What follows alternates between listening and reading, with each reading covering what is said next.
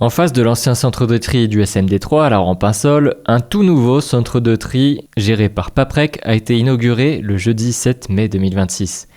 Avant d'enregistrer les discours inauguratifs, un petit point presse est improvisé avec Pascal Protano, le président du SMD3 actuel et également maire de Coursac. Et la première question qui a été posée par Ici Périgord était sur la cause. Pourquoi avoir créé ce nouveau centre de tri? Ce centre de tri, parce que les deux centres de tri qui étaient présents sur le département devenaient vraiment vétustes et commençaient à avoir des problèmes de fonctionnement et n'avaient pas la capacité de trier le nombre de déchets qu'on attend sur le département. Il fallait centraliser pour d'abord être plus rationnel et vu que maintenant les gens trient un peu mieux, on est obligé il y a beaucoup plus de tonnes qui viennent, ça a doublé pratiquement en 15 ans. Et on avait besoin de ce gros centre de tri. Il faut savoir que les derniers temps, les deux centres de tri étaient vraiment fatigués, en panne régulièrement. Et des fois, on était obligé d'amener des déchets recyclables dans les autres départements pour qu'ils nous les trient. Donc la nécessité était absolue d'avoir ce centre de tri performant. La question suivante était sur les conséquences économiques des différentes pannes qu'il y a eu dans les deux anciens centres de tri. Eh bien, il y avait alors les gens qui nous traitaient les déchets en dehors du département, les déchets recyclables, nous faisaient payer la même chose qu'on paye ici, mais il y avait le transport en plus. Et comme les déchets valorisables sont relativement légers, ça fait beaucoup de camions pour ne pas transporter vraiment des poids énormes. C'était urgent de changer, notamment avec, quand vous voyez l'augmentation du prix du gasoil, on ne peut pas se permettre de dépenser de l'argent en transport. Et il fallait absolument que ce centre de tri soit opérationnel.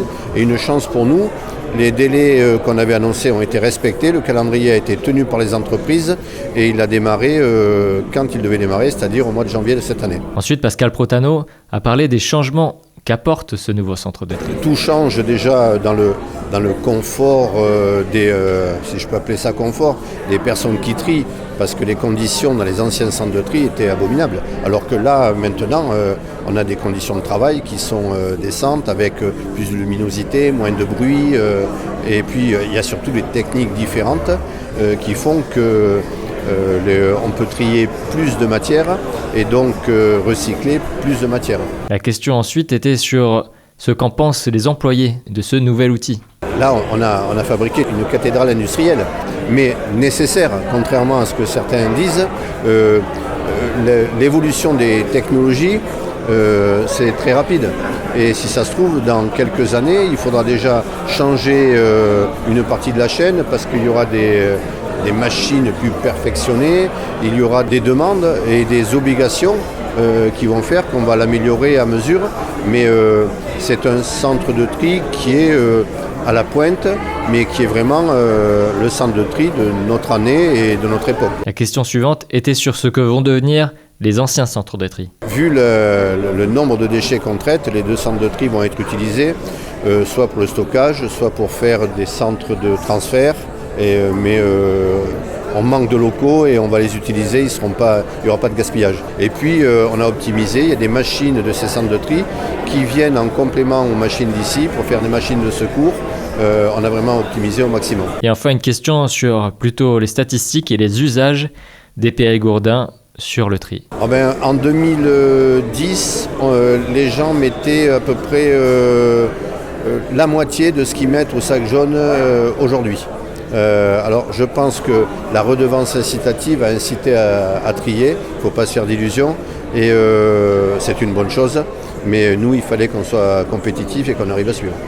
Les chiffres on les a parce que dans tous les centres de tri, même l'ancien, les camions sont pesés à l'arrivée, sont pesés à la sortie, donc on sait à peu près ce que jette un Périgourdin. Sur le jaune en 2010 c'était je crois 54 kilos, aujourd'hui on est à plus de 100 kilos de déchets recyclables. À Radio Libre en Périgord, on a beaucoup d'associations qui viennent, et notamment des ressourceries, toute l'économie sociale et solidaire. Ils nous disent que le meilleur déchet, c'est celui qu'on ne produit pas. C'est vrai. Et alors, quel est l'historique du SMD3 sur ce sujet ? De toute façon, on est dans une société de consommation où les gens font des déchets, les industriels déjà provoquent et les usagers utilisent et des fois jettent des choses qui pourraient être conservées. Je pense que la prochaine étape après ce centre de tri, c'est faire des déchetteries équipées d'une recyclerie à l'entrée pour pas que le déchet arrive chez nous. Il y a des fois, on a des déchets qui sont des produits qui peuvent être réutilisés tels qu'ils sont jetés. Donc il faut absolument qu'on arrive à capter ce genre de déchets qui n'en sont pas, et qui ne sont pas des déchets, et qu'on arrive à les remettre sur le marché avant même qu'ils passent dans nos machines. Est-ce que vous avez des demandes d'associations qui demandent justement à vous aider sur le tri, du coup, et la réutilisation, le recyclage ? Mais il est certain qu'on a des demandes. Après, c'est une question de budget. Les prochaines déchetteries qu'on fera seront toutes équipées de recycleries à l'entrée pour que des associations puissent travailler sur les produits qui sont ramenés par les usagers. Et ensuite, on a des associations qui viennent, mais qui sont plutôt associations de lutte déchets 24, si vous connaissez peut-être, et qui nous disent que, par exemple, ils ont eu du mal à avoir des documents administratifs et que le SMD3 ne les a pas fournis forcément à temps. Oui, ça c'est un autre sujet. Les documents, on les fournit quand il faut les fournir. Quand ils sont publics, on ne les fournit pas. Ils peuvent aller les chercher. Après, les associations qui sont contre, dans tout ce qu'on fait dans la vie, il y a toujours des gens qui sont contre. Et moi, je voudrais qu'ils me proposent quelque chose. On va voir si plus tard les gens vont me proposer quelque chose, parce que c'est facile de dire qu'on est contre. Moi, je peux regarder n'importe quelle personne travailler et dire qu'à sa place, j'aurais pas fait comme ça. Seulement, qu'est-ce que j'aurais fait ? Ils nous disent qu'il n'y a pas forcément de débat organisé, et notamment sur d'autres radios où, par exemple, c'est des appels interposés, etc., où il n'y a pas forcément de rencontres médiatisées entre vous, par exemple, pour dialoguer. Moi, je suis pas là pour faire du showbiz dans la presse. Moi, je suis là pour travailler. Et moi, les rencontres que j'ai eues avec certaines associations, elles se sont terminées avec des articles mensongers dans la presse le lendemain. Donc moi, je suis prêt à les rencontrer, mais à condition qu'ils soient constructifs. Et est-ce que vous êtes prêt aussi au sein du comité syndical, après c'est une décision qui doit être votée à l'unanimité, j'imagine, mais à retransmettre en vidéo diffusée, comme les conseils municipaux, retransmettre pour que les citoyens puissent avoir vraiment la transparence de ce qui se dit en conseil syndical ? Oui, alors le conseil syndical est public, donc on peut avoir il y a la transparence. Les comptes rendus sont faits. Moi, en ce moment, je suis en train d'essayer de faire un maximum d'économies.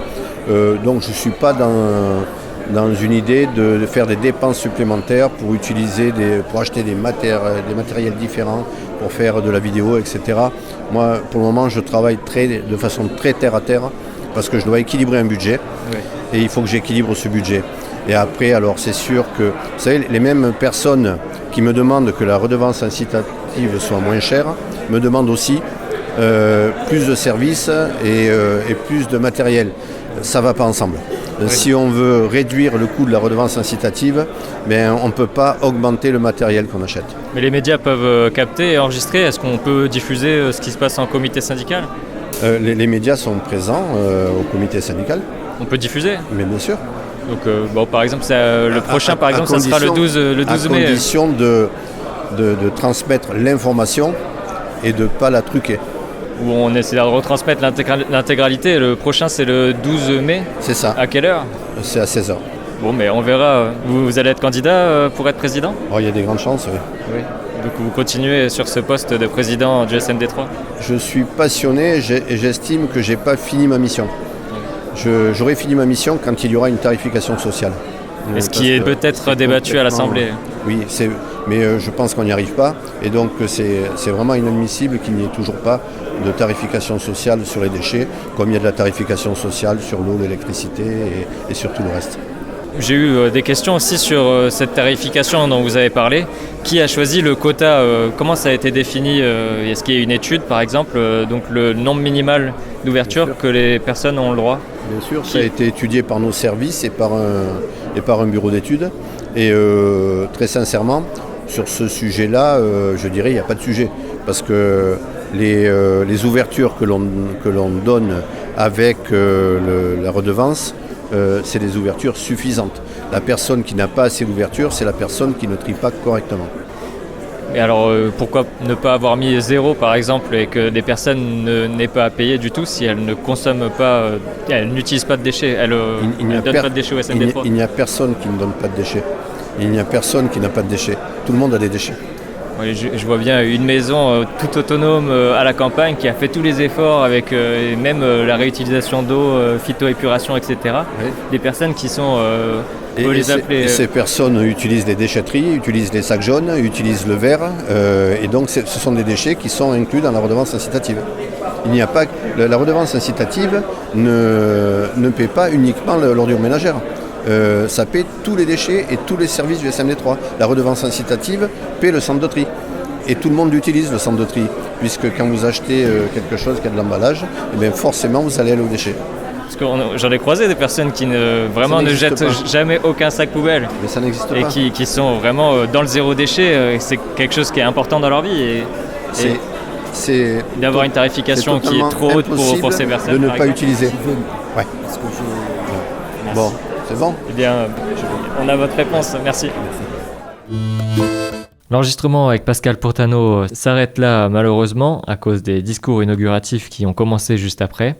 Mais Radio Libre en Périgord pourra être présent lors des comités syndicaux pour enregistrer et vous diffuser ce qui s'est dit lors des comités syndicaux et les décisions que prennent vos représentants. Si vous souhaitez transmettre votre situation concernant le sujet des déchets en Dordogne, vous pouvez communiquer en commentaire de l'article sur YouTube ou l'article sur le site de Radio Libre en Périgord pour pouvoir donner votre point de vue sur la situation. Est-ce que vous utilisez des sacs noirs? Est-ce que vous utilisez des sacs jaunes? Est-ce que vous utilisez ni les déchetteries, ni les bennes de verre, ni aucun déchet? Si vous êtes dans cette situation, est-ce que vous êtes satisfait du tarif minimal? Et puis aussi concernant d'autres sujets à propos des déchets.